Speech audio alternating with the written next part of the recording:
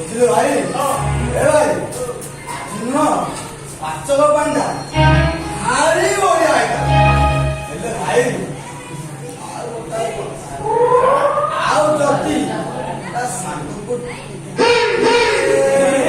କଣ ଗଞ୍ଜେଇ ଯାଇଲୁ ଭାଇ?